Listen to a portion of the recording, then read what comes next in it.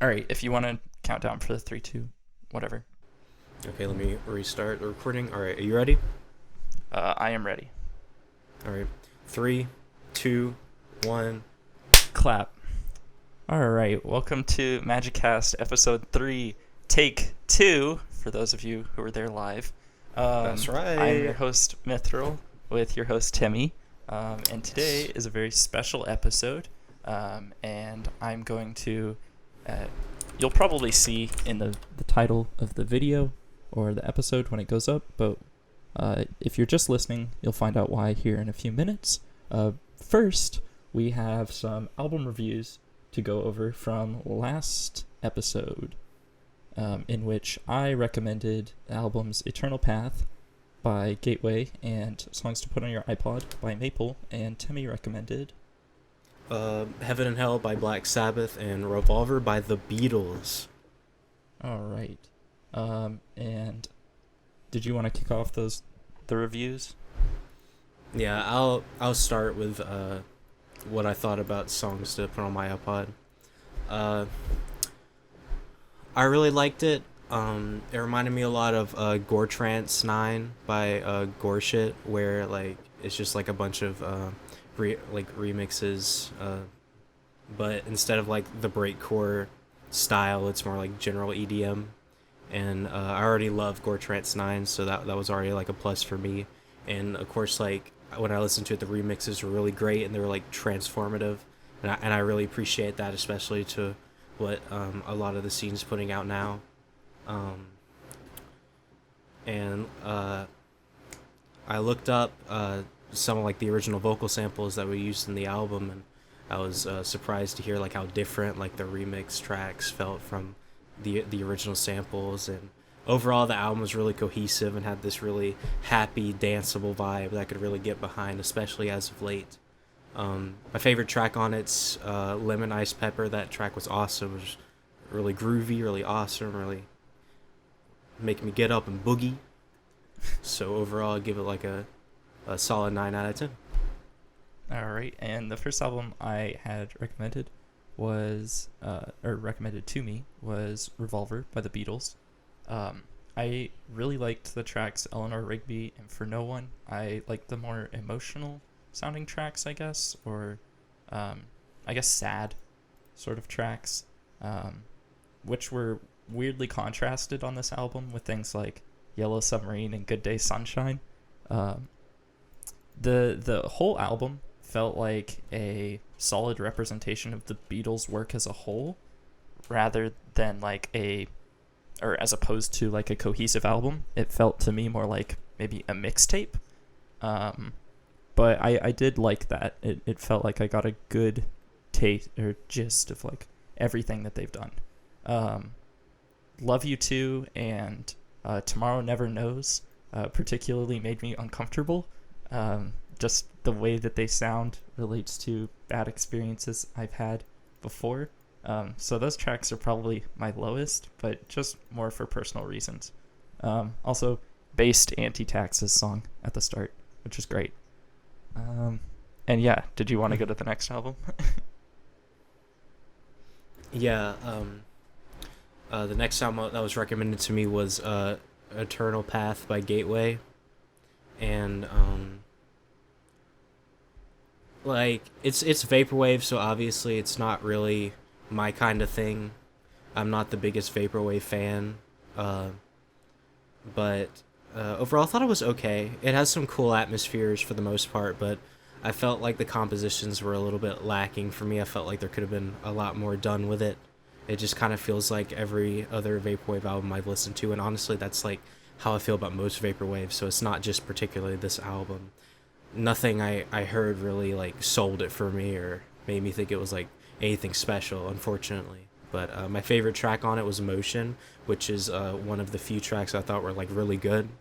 I really like that one. Overall I give it like a solid 6 out of 10. Nice. And then the last album we're going over was second album recommended to me, Heaven and Hell by Black Sabbath. I thought this was a pretty good album. It's really representative of like 80s rock, I feel like. a great opening track of Neon Nights with a really nice riff throughout the whole thing. Clear inspiration for like synthwave or more dark synthwave in like modern music. The title track is also really good. Has a great solo where it picks up about halfway through, considering it's a long song. That helps break it up. I think overall it felt really samey to me, and maybe that's just due to how it, the fact that it is 80s rock. Just a lot of it sounded the same. There were not too many songs that stood out, but it wasn't bad. You know, it was a good album at the least, even though it sounded samey. And that's my review on Black Sabbath's Heaven and Hell. All right. Yeah. So moving on from that, we have the most exciting part of today's episode, where we have the one and only artist, label owner, and Guilty Gear player, Moedict, who I am inviting up to the stage right now. Hello, Moedict. How are you doing today? I am alright. How are you guys? Doing pretty good. I think it's kind of funny how you introduce me as a Guilty Gear player despite the fact that I fucking suck at it. It's what I know about you, okay? Like, did you want me to introduce you as, like, the Splatoon player, I guess? I don't know.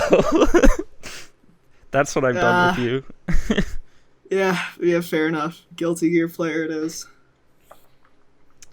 So I did have a couple questions here, but first, would you like to introduce yourself to the audience who may be listening, watching later on down the line, who have no idea who you are? Well, given my absolutely spotless reputation in the community, it'd be hard to miss me. But, I have been making music for like a year. And like half a year under this current alias specifically. And I've been running U267, maybe the worst branding out there, for like half a year as well. Don't know really what there is to say about me other than that. All right, straight and simple, to the point. I like it. So yeah, Moedict runs the label. How do you pronounce it? How do you pronounce the name of the label? U267. U267. See, Temmy and I were talking about this before the show, and I was saying the plus is silent, because she was asking where the plus is comes silent. in. And I said the plus is silent. I was right. That makes sense. So this is my first question, and this is my favorite question, and the question I'm going to ask every guest from here on out. Oh, What's your boy. favorite Pokemon? What's my favorite Pokemon? What's the trans evolution? Sylveon? Yeah, Sylveon. Sylveon. That's a pretty based pick. I Come on, respect I'm a fucking trans girl. Is that even that. Fair. I like it. Probably my favorite evolution, so that gets a plus from me for sure. Good pick. I wanted to know. So you said you've been doing music for a year and a half now, but a year under this alias. about a year, a little over a year now. I think Okay. my 1 year anniversary of my first song was back in October. Nice. So, what got you into music? What piqued your interest and convinced you I need to make music, or I want to make Sewer music? slut. Well, there's something that you share in common with Timmy. There you guys go.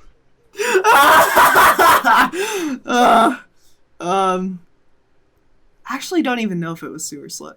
But like what made me get into music was of all fucking things joining the Wally and early 20s server, which oh boy was an absolute shithole, but it's why I started making music. That's cool. I can imagine it would be a shithole, as most of the breakcore scene tends to be. Child porn. So much child porn. Oh gosh. No. I that's just what I've heard. That was long after I left though. Got you. Good to be out of there before that stuff starts happening. Yeah. So with that, so you started music, and then why did you start the label, and how did that come to be?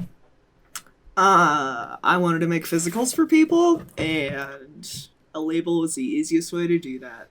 So, Makes sense. Makes sense. Yeah.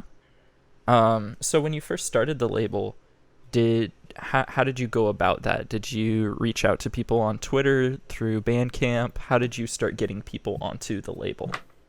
I just made a Twitter post, and then people are like, "Hey, you should sign me to your label." So, that's basically how it happened. Gotcha. So did you have that sort of notoriety from before, or did it just come about? Notoriety is yeah, you could say that. I mean, like, to just post on Twitter, "Hey, I have a label," I wouldn't assume would attract the correct audience, but so I'm wondering if, like, I don't know, if you'd been around in the community enough for people to know you and be like, "Oh yeah, this I like Moedict. I want to join their label," or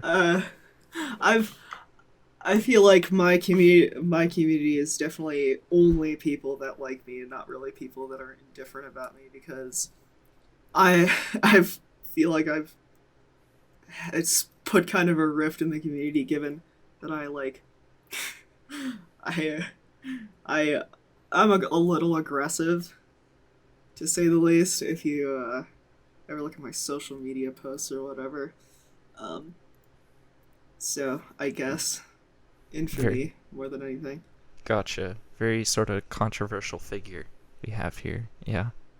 I wouldn't say, okay, not controversial in the typical sense of being like a predator or something. Right. You know. Right. No. Just like being a cunt on Twitter. Right. Someone who's pretty divisive, I guess you'd say. Yeah. There you go. Speaking of physicals, I think Temmy, I don't want to like totally overshadow you, but you had some questions, I believe. Yeah. I was gonna ask.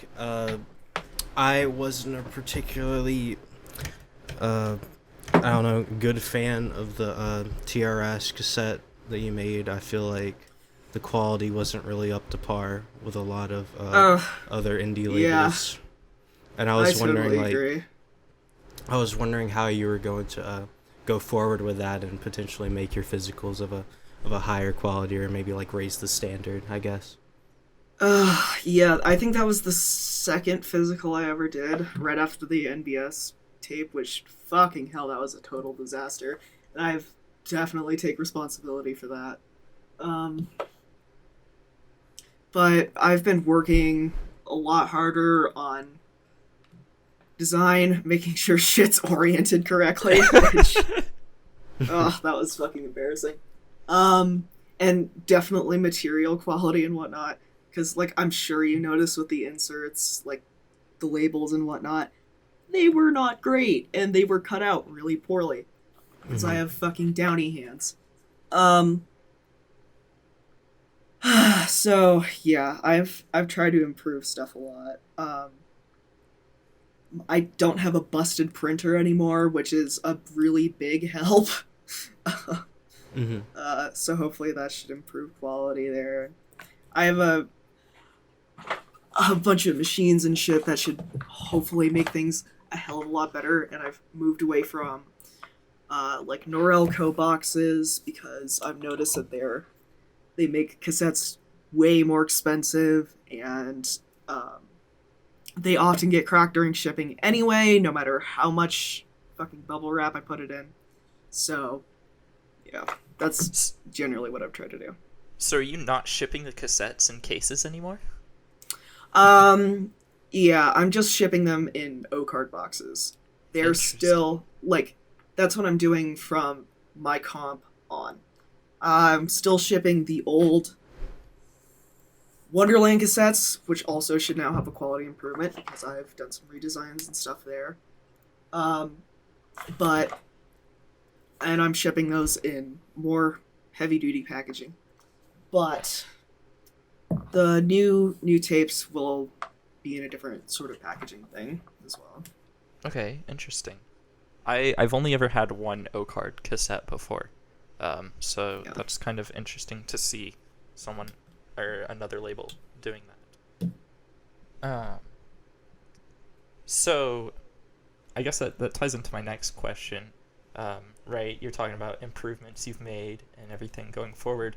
What is your future plans for the label in terms of like artists, physicals, that sort of thing? Obviously, you've revealed a little bit through like talking about O cards and all the next physicals being O cards from here on out. But anything else you can share about, I don't know, your vision for the label, branding, music, what expectations and desires do you have going forward for it? Probably in the new year there's going to be a redesign on all the branding and stuff, because to say the least, I'm not that proud of all the old graphic design and whatever, especially since my skills with that have improved. Artist wise, trying to get my artists just to release more, because while I do have a lot of artists, we don't have a lot of releases. And I can't spoil too much, but I do have some outside artists coming in.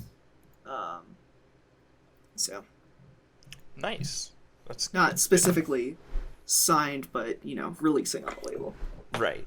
So you actually do, I'd seen you use the term before around Twitter, like signing artists. So you actually sign artists and make like a contract and everything where they have set releases with you? Okay, interesting. Yeah. All of my artists have signed a legally binding contract, which I know is kind of scary, but I've only done that really just so I don't get bit in the ass with, like, getting sued or something like that, which I know is not really that big of a deal, especially in underground stuff, but it's just a precaution I want to take. Right, I totally respect that. It's happened so many times before to labels like Dream Catalog and the Vaporwave scene, and I imagine with how war-torn and, I don't know, disruptive the breakcore scene is, I imagine it's probably a lot worse over there. So, I can respect that. I can understand that. So, I have one last question. And it is, how is your current life situation going?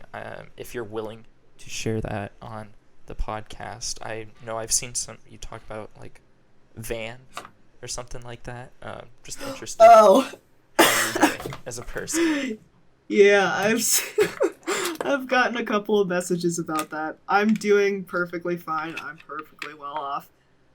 I'm living with my parents right now, and they're moving out of the country, and they offered me their van. So, if I wanted to live in it, instead of getting like an apartment or something like that. But no, life situation wise, I'm fine. I just started a new job, which is probably going to be rough on the label, but hey, work helps pay for those O cards, the cassettes, and the labels. So that's true. That is very true. All right, so that is my interview questions for you, Moedict. Temmy, did you have any other questions? Not really. That was all I had. Okay. Sorry that I overshadowed you a bit there. I guess I'm just a little bit more interested in what Moedict's doing. So, with that, we are going to move into our topics for this week. And let's see. What were our topics? I have to go to the messages. Oh, yeah. The first one. The Minecraft chat filter. The chat filter's retarded. I couldn't name my cat Calm, so...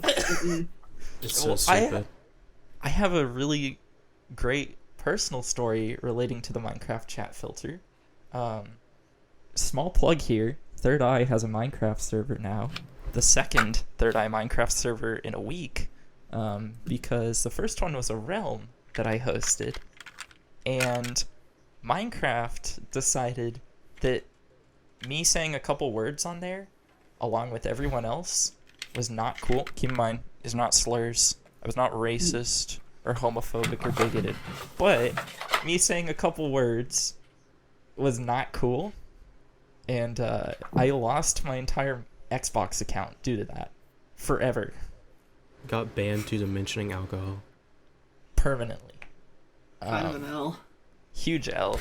I tried to appeal it, and they wouldn't let me appeal it, which is so dumb, considering it's a permanent ban, and you can go to Microsoft's website and look up why they permanently ban people, because they have a list of things that you do and like adequate punishments for those things, and permanent bans are reserved for repeat offenders or people who have done something extremely wrong, which the things I was saying I wouldn't consider extremely wrong. So We're advocating for genocide or anything like that. right, like I wasn't saying. Kiteku asks, what did I say? We're pushing the limits on the filter, I think, a little bit. I'm not gonna say any of the things because they're not great things to say, to be honest. But they're not things that are like said the gamer word. egregious. I did not say the gamer word in Minecraft. You're a Like I coward. said, it wasn't slurs or anything, but it's not something I would say on the podcast either, right? Yeah, I said what I said. It was so weird because it was me, you, and then Nathan, and we were all saying shit. Oh yeah, and Ren, and only you got banned. Only I got banned. Any of us did not get banned. Kiteku, I would. Okay, here's the thing, Kiteku. I would say it on the podcast, but someone's going to clip it and take it out of context, and it's just going to be a clip of me saying something like totally egregious and like not cool. Anyway, no, I just thought that was stupid, because I didn't. It wasn't bullying or harassment or like multiple offenses or anything, and I had just been permanently banned from Xbox, lost my account, no chance of an appeal, absolutely nothing I can do about it, which is brutal, right? And it was in my own private realm with friends. No one reported me, right? It just goes to show like how much you have to watch yourself on Minecraft now, which is stupid. Like Minecraft of all things, a private server, absolute bullshit. Not Kino. Absolutely not Kino. True. So yeah, now I'm like, even since we have a second server, I've been like super hesitant to even use the chat at all, because I don't know, I just don't want to get banned like that again. Because to buy Minecraft again, it's $30 every time I say a slur. Slur fee. Every time I get a little too angry when a zombie kills me, I say the gamer word, I have to buy a new fucking account. Clips. True. Man, let's say I used to say some unsavory things back when I was in the Lollycore game. Jeez, I'm sure we've all been there, though. Like, I, in my high school years, definitely said some things that I look back on now, and I'm like, She calls me. man, what the fuck? This is true. Kiteku says she calls me slurs when we play Guilty Gear. Yeah, call him white skin. Does he deserve it, though? That's the real question. He's not a real black person. He can't even get in here to defend himself. I'm sorry.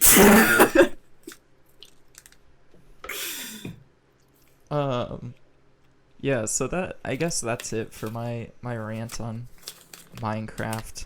I'm a little bit tilted about it, but I don't know. I was able to get a different account and set up a new server, and everything's fine now as long as I don't use the chat. But be warned, guys. Like, nothing's safe. Not even your private server now. So don't be saying shit. Rest in peace, 2B2T. Yeah. Oh my gosh, I can't imagine what 2B2T looks like now. Like, I'm sure the world is the same, but I have no idea what they say in there anymore. No gamer word every 5 seconds, so not the same server. Boo! No. True. Rest in peace, drunk Minecraft. Yeah, you can't get drunk in Minecraft anymore. You'll end up losing your account. Mojang just can't take the verbal bullets like Superman. Classic low tier god quote. The next topic I had lined up to talk about was one that more pertains to the music community at large, which I had a talk with Shima33 of Dream Catalog the other day in my own server. Do you know who that is? Vaguely. Okay. So he used to run Dream Catalog, or co-run it, I think. He's been around. He released on Delta Vega with May recently, actually. I think that was his most recent release. He also has an album on Dismiss Yourself's YouTube channel. So pretty, I'd say he's got a pretty good notoriety right now.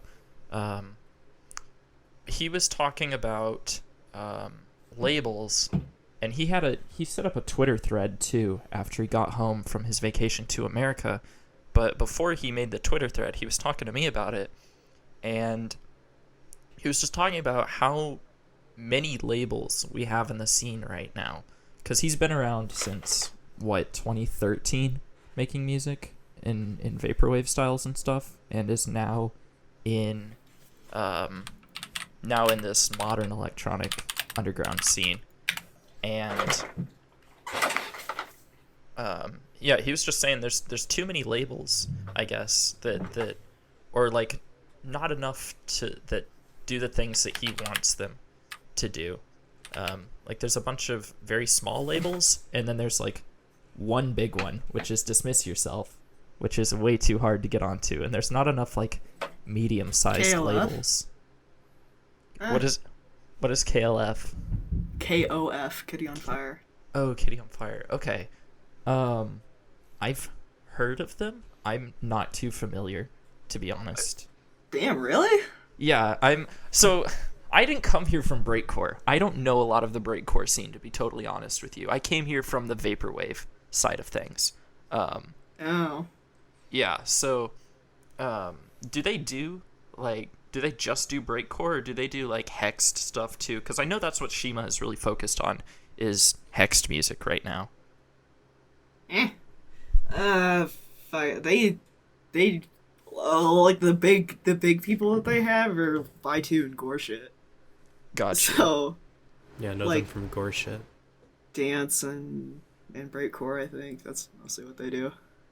Okay, got you. Yeah, so that is more breakcore. Yeah, so I think he's looking for like I don't know, like a general electronic label, something like Dream Catalog, but for the modern era, which would be Dismiss Yourself, but it's so, I don't know, restrictive on what it does, or on what they let in, I guess. Like dismid yourself.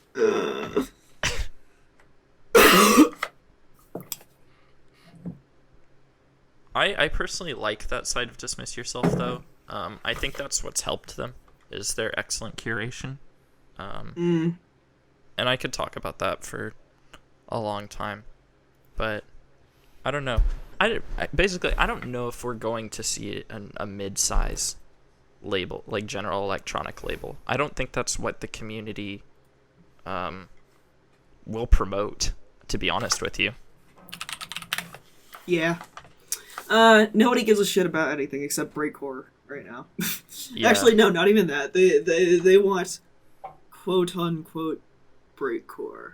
They don't. They want True. sewer slut breakcore. True. They want Tokyo Pill. We want Tokyo Pill now. Crazy. No, that is what it seems like too. No offense to them, but it seems like that's what everybody has been saying about labels like Delta Vega, right? No, like I said, no offense to Delta Vega. I love Halodyne, but yeah, people are talking about, oh yeah, it's just breakcore or like Beach Graves label. No offense to Beach Grave, but Coffin Dance, which Coffin Dance has been blowing up recently, and I like Coffin Dance as a breakcore label. I think it's fitting, right? The owner does breakcore. Coffin Dance should be a breakcore label, right? Mm-hmm. But when you have all these other labels that are like, oh yeah, we're a general electronic label, like Delta Vega, for instance, and then it's like primarily breakcore. Yeah, it does seem like that's all that the scene really wants and focuses on. There's no promotion for other styles. Truly, U267 is the most progressive label, as we release all sorts of music, like D&B and Dungeon Synth. Shout out to my boyfriend who makes Dungeon Synth. Ooh, very nice. There you go. Got your plug in there. Dungeon Synth for the variety. I make fucking everything. From like breakcore, jungle, D&B, trance. All the same genre, besides trance. You stop that. You'll stop that. That's enough of that. No, you go. I'm sorry. We've got a lot of different stuff on there, and maybe that's why our label isn't big, because I'm not literally just releasing pad plus break. But I think that's a good thing, though. Like, I don't know. Personally, I'd rather, I'm an altruist that prefers like I'm doing something good, right? I'm releasing all different genres of music, even though I'm not popular, as opposed to being popular and releasing the same boring shit over and over again, right? I think that's a good thing to be, in all honesty. Mm-hmm. Yeah, if I wanted to... Oh, you go. If I wanted to be popular, I would release more than like once every 2 months, and I would also make the same shit every time that got me popular, or that got popular that first time. Literally nothing else. What I was talking to May of What Cats Smell about this too, and I was like, well, if I wanted to be popular, I'd put out like pop music garbage, right? Like I'd shill myself to the music industry as opposed to making the music that I do and putting out the music I do. We're the underground for a reason, right? Yeah. We're not here to be popular. We're here to make art and make music that we love and that we're like. We're here to make Kino. True. We are the fucking Reservoir Dogs of music right now.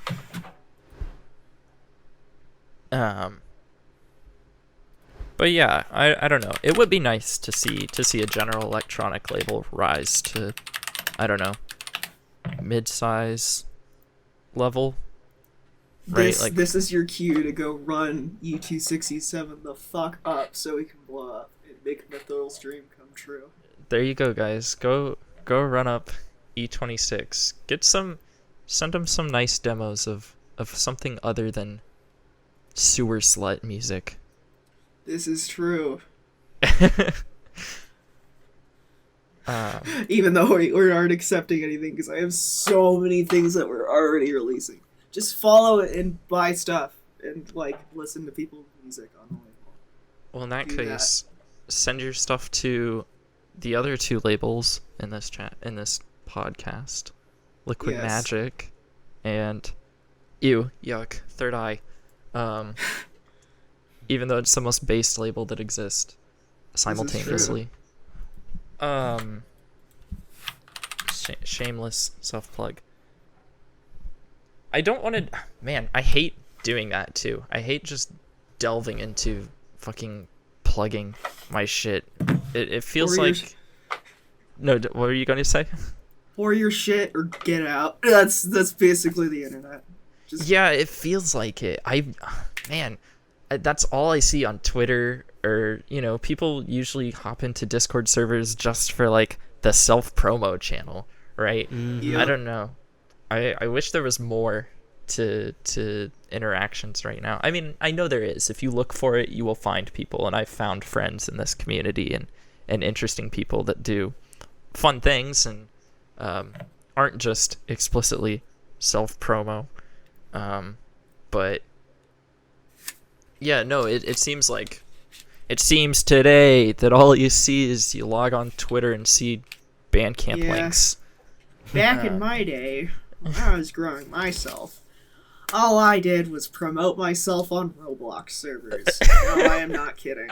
That's like how I got half of my yeah, unironically. That's like how I got my first 25, 50 followers. Was fucking shilling myself on Roblox servers. On fucking Phantom Forces of all things. That's actually amazing. What the fuck? Yeah. That is hilarious.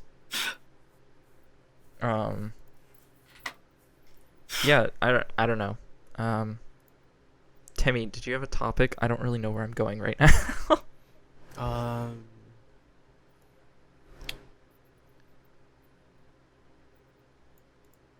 I have a topic. I have a great topic. What is Just recently, I have seen 2 new artists pop up that I'm really looking forward to listening to the music from, which is Sewer Sus and Tokyo Slut. Yeah! Oh, yeah, fuck yeah. Personally, I love very shitposty things that make fun of the scene at large, or are made to critique it. I don't know if you've seen, there's a label run by one of my friends called Cumjar at cumjar.bandcamp.com, Yeah! which releases a lot of bullshit, including a breakcore remix of the Better Call Saul theme made by Sewer Saul with a V. Yeah, just stuff like that. I love that sort of thing. It's just, I don't know. It's funny to me. It's a realization of what the scene is, and or what what's popular right now, and it just makes fun of it and pokes at it, and I think that's personally really good, because I think that makes people take a look at their music as well and go, am I doing this? Am I doing what people are making fun of? Or am I doing something new, innovative, interesting? Am I doing something that's worth listening to? No. You should listen to my music anyway, though. But yeah, no, that's why I like those, and I haven't heard it yet, but I am looking forward to listening to Sewer Sus's what Timmy, what's the name of the album? Draining Cock Story. Featuring Mr. Shit Myself. Mr. Shit Myself. Yeah! Great title. It's a hood classic already. Truly genius.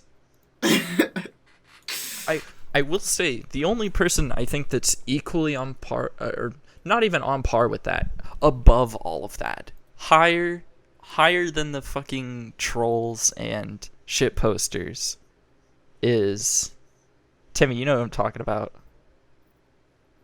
Do I? Do you? Is it DJ Sammy P? No, it's not DJ Sammy P. It's my favorite breakcore artist of all time. The best breakcore artist. Acid Girl. The number one. The hero of breakcore. Yes, Q-Teku, Acid Girl. Let's go. I unironically, when I tried listening to their music, I could not tell any of the songs apart. They all sound the exact same. And that's why they're so good. It's so good. It's the horrifically out of tune 808s. It's like the Viper of breakcore. It's they're a beautiful, like, I'm pretty sure they're unironic in trying to make music, but it's a beautiful critique of the scene as a whole, right? It's just a bunch of the same sounding shit over and over again with these, I don't know, with the VTuber avatars, and they are like the personification of the entire breakcore scene wrapped into like a single person. And No, it it's does like more the to critique. personification of like the surface level scum of the breakcore scene. Yeah. Because Not the Definitely people who are McDonald's like VTuber breakcore. shit. exactly. Not the people that are working hard, but yeah, it's a personification of like the surface level. You're right. And Like, I don't go. know. I don't know fucking anyone in the breakcore scene who has a VTuber avatar that isn't like a total scumbag. I can't believe Acid Girl got Sewer Slut in their music video. That's so crazy. That was funny. They had, for those who don't know, they had a music video where they used a sewer slut lookalike VTuber avatar in the music video, and the song was something or other. I don't remember the name of the song. Breakcore music to fuck your girlfriend too, right? Like Yeah. that. Featuring Sewer Shart, which is fantastic. Like, it feels like even they have acknowledged their status and are now just doing this to I don't know, to shitpost to prove a point because they can. Who knows? Anyway, I love them for it. I think they're secretly a genius, and Keep throwing shit at a wall till it sticks. it already has stuck, and they're just piling on more shit. I love them for it. Shout out Acid Girl. Acid Girl, if you listen to the podcast ever, hit me up. Yo, shout out Acid Girl. Acid Girl, if you want it, hit me the fuck up. I will sign you to the label. On Get the God. fuck on here. Unironically. I've already you are messaged listening. her on Bandcamp and on Twitter, and I have not received a reply, which I'm so sad about. Clearly your music that you release on your label is not dog shit enough for her to Yeah, for her to accept apparently. it. Boo. I guess that'll be the test of whether or not my releases are good. Are you going to message her after this? Oh fuck yeah, I'll do it right now. Unironically. Yes, do it. Send them a Twitter message. It's the race for Acid Girl. Whose label will pick her up first? Yeah. Oh, I love it. I love that. But yeah. Just that's my, I don't know. That's all my few things. Acid Girl appreciation. Yes, I needed to get that out there. Share my love for Acid Girl. Tuteku says, I messaged on Twitter asking to ghost produce for them. No answer. That's Come so on. based. Acid Girl is like, stays out of the scene. They're such a mysterious crazy. figure. How do they have 400 followers? That's crazy. I don't know. They only follow 56 people too, which I'm pretty sure are just all their alts. But Hyper Pop Daily. Yeah, it's a bunch of fucking VTubers. That's all they follow. gotcha. They follow fucking Sonefucked. That's crazy. Of all the artists to follow, I would not think it would be them. Not shitting on Sonefuck, by the way. It's just that's not what Acid Girl makes at all. Something about that tells me Acid Girl's bait, because Sonefuck's music is so good. You think Acid Girl's bait because of who they're following? Yes, unironically. Cause okay, not to be able to like rant off on them, but like Sonefuck's music is just such a different kind of music than anything Acid Girl makes. Gotcha. Okay. I don't know if you've ever even listened to them, but like I've Trash not. Wave, not even close to whatever the fuck Acid Girl's doing. I've not even heard of this artist, to be honest. Oh, How what do you the spell the name? Okay. Alright. That's probably because they're like not super adjacent to the breakcore scene at all. Got you. But you know. Fair enough. I have one more topic, but it was sort of like an optional topic, kind of a funny one. I can talk about it. All right, I'll go into that. So it seems like every podcast we just sort of run out of things and end up talking about a real world topic. So this is my real world topic for this episode, and that is Donald Trump recently released NFT trading cards, which I think is so funny. Awesome. I don't know how anyone believes any of the QAnon bullshit anymore at this point. Like, what part of the plan was it where Donald Trump releases NFT trading cards? Is this just gonna turn into the neoliberal dick sucking podcast? Excuse me, not dog sucking. Even though we all are all white women, there will be no dog sucking. No, I mean, do you think I'm coming off as neoliberal about the trading cards, or like? I don't know. I don't know. I hear Trump and I immediately think, oh my god, liberal 45-year-old white woman. That's fair. Yeah. It's just something I've seen going around. They look really bad and funny. They look awful. Yeah. I just think they're funny. Otherwise I would never talk about Trump, right? I don't care enough about politics to talk about that. But accurate. When you bring me something that looks this bad, this crazy, this nonsensical, I don't know. I love it. I think it's worth talking about. I saw it on Reddit. But yeah, how do you have like billions of dollars and have your art look the way it does on those? Like, the shittiest because it's a grift. Photoshop. It's a grift, that's why. True. That is true. As all NFTs are. Yep. No, but I'm sure they'll have some sort of fucking use eventually. Oh yeah. In the digital wasteland. Digital dumpster fire. NFT anarchy.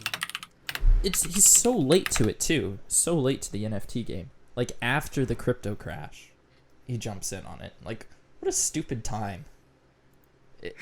None of it makes sense to me. I don't get it. Just retarded. Yeah, Kiteku's right. The only use for NFTs is NFT metaverse girlfriend sex. What? I can get that? Yeah, I don't need it though. I have a hot as fuck boyfriend. Shout out Sybil Knox. Shout out yeah, Sybil like half Knox of for this the is just gonna be dungeon dick riding my boyfriend, and the other half is gonna be dick riding Stone Fact. That's fine. It's your personality, right? That's what you're here for. That's what we're yeah, here for. I'm a big dick rider, you could say. Oh. I'm a little bit of a dick riding faggot.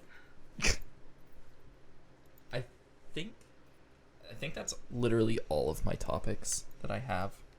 How long has this been going on as well? Like almost 50 minutes. Yeah. Okay, so we're about at the point where, do you want to do album recommendations? Yes, we can go ahead and start that. All right. Temmy, did you want to kick us off? I kicked off the intro. You can kick off the outro. Okay, sounds good to me. My album recommendation for this episode is Who Really Cares by TV Girl, a fantastic dream pop album of male manipulator music about girls and the band members' sex relationships and how sad he is about women. And it's an incredibly good album. Even though the lyrical content isn't the best, it's just, the instrumentals are great, the songs are fun to sing along to, and yeah, I just love that album. I think it's perfect. It's one of my 10 out of 10 albums. So Well, it is absolutely TikTok music. I agree. It is TikTok music. That's a good album. But That album. I listened to it before the TikTok wave came into it. Like, I heard this back in 20... how old was I? 18? I listened to it like 2019, maybe 2018-ish. So, already a TikTok song by then, sorry. No, it was not in the TikTok culture by then. It was not. Yeah, I know, but it was already a TikTok song. Anyway, yeah, that's my album recommendation. All right, I guess I'll go ahead and recommend mine. My album for this week is Colma by Buckethead, released in 1998. It was one of my favorite albums for like the longest time until Gary Newman came in and overtook him.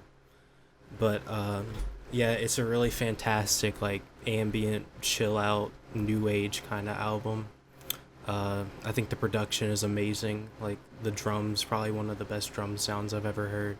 And of course, Buckethead's playing and compositions are like amazing. I feel like, well, Buckethead is my favorite guitarist of all time just because of like how emotional his playing is. I don't think I've ever like heard a guitar player like convey emotion as well as Buckethead has, especially on that album, which is a really sad album because Buckethead wrote it for his mom, who was in the hospital suffering of cancer at the time, and he wrote it for them so they had something to listen to. So a lot of the songs resonate with me emotionally because of that.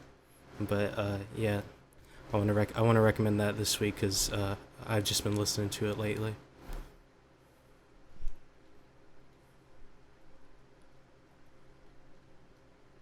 Sounds good. Moedict, did you have a album recommendation? You are welcome to recommend an album. Sure, I'll push you on some Kino. Let's see, Evanescing Genesis by Ghost Girl. I've been listening to that a lot, and it's like one of the few things that made me cry in a while. And also another one if you want. Flowers Can Rot by Small Mistake. Also very good. Cool. We will listen to, what was the first one that you recommended? Evanescing Genesis. By Ghost Girl. Yeah. And we will, we'll give our thoughts on the next episode. So. Mm-hmm. Awesome sauce. Yeah. So, thank you all for tuning in. Timmy, did you want to do the closeout? Sure, yeah. Thank you everybody for tuning in. Really happy to have special guests on this week. We hope to do a lot more guest episodes in the future. And yeah, thank you again, especially everybody who came from Twitter specifically for this episode. I appreciate you all coming in to listen. It means a lot to me. But yeah, this was the Magickast. See you. Bye.